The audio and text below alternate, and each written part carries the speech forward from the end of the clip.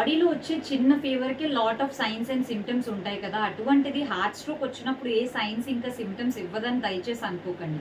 మనకి స్ట్రోక్ వచ్చే ఒక 1 వీక్ గానీ, 10 డేస్ ముందు నుంచి గానీ ఎక్కువగా చెస్ట్‌లో పెయిన్ అనిపించడం, చిన్న చిన్న విషయాలకే స్ట్రెస్ ఇంకా యాంగ్జైటీ అనిపించడం, ఎక్కువగా బాడీ స్వెట్ పట్టడాన్ని మీరు అబ్జర్వ్ చేస్తూ ఉంటారు.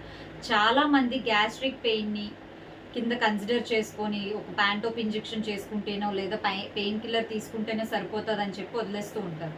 99% of the people will reject all these science and symptoms. ఎక్కువగా సడన్ వెయిట్ చేంజెస్ అనిపించటం కానీ, లేకపోతే ఎక్కువ చిన్న చిన్న స్టెప్స్ ఎక్కినా కానీ ఎక్కువ బ్రీతింగ్ డిఫికల్టీ ఫీల్ అవ్వటం కానీ, ఇటువంటి సైన్స్ అండ్ సిమ్టమ్స్ అన్నీ కూడా వదిలేసి నార్మల్ గ్యాస్ట్రిక్ కింద కన్సిడర్ చేసుకుంటూ ఉంటారు. సో ఎప్పుడైనా బాడీలో అబ్నార్మల్ సైన్స్ అనేవి వస్తున్నాయి అంటే it is something big. So వెంటనే ఒక డాక్టర్ కన్సల్టేషన్ తీసుకొని బేసిక్గా ఒక ఈసీజీ టెస్ట్, కొన్ని ఎల్ఎఫ్టీ ఆర్ఎఫ్టీ టెస్ట్ అనేవి చేయించుకోవటం చాలా మంచిది.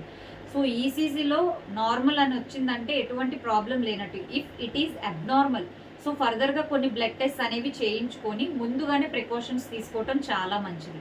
99% ఎక్కువగా ఆల్కహాలిక్ కన్జప్షన్ లిమిట్ అనేది లేకుండా తీసుకున్న వాళ్ళకి, మోస్ట్లీ నికోటిన్ ఇంకా టొబాకో కన్జప్షన్ ఎక్కువగా చేసిన వాళ్ళకి హార్ట్ స్ట్రోక్స్ అనేవి ఎక్కువగా వస్తూ ఉంటాయి. సో రెస్ట్లెస్గా ఇర్రెగ్యులర్ పీరియడ్ ఆఫ్ టైమ్స్లో వీళ్ళు ఎక్కువగా కన్జ్యూమ్ చేయటం వల్ల హార్ట్ మీద ఎక్కువ ప్రెజర్ పడి స్ట్రోక్ అనేది వచ్చే అవకాశాలు చాలా ఎక్కువగా ఉంటాయి. హెరిడిటీ వల్ల కూడా చాలా వరకు హార్ట్ స్ట్రోక్స్ అనేవి వస్తూ ఉంటాయి.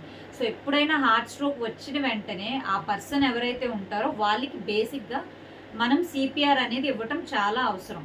సో అది ఎలా చేస్తారు, ఎన్ని స్టెప్స్లో చేయాలి, అటువంటి సిచ్యువేషన్ ఏదైనా ఫేస్ చేసిన వెంటనే ఎలా రెస్పాండ్ అవ్వాలి అని నెక్స్ట్ వీడియో మనం మాట్లాడుకుందాం. Do follow for such more content. Thank you.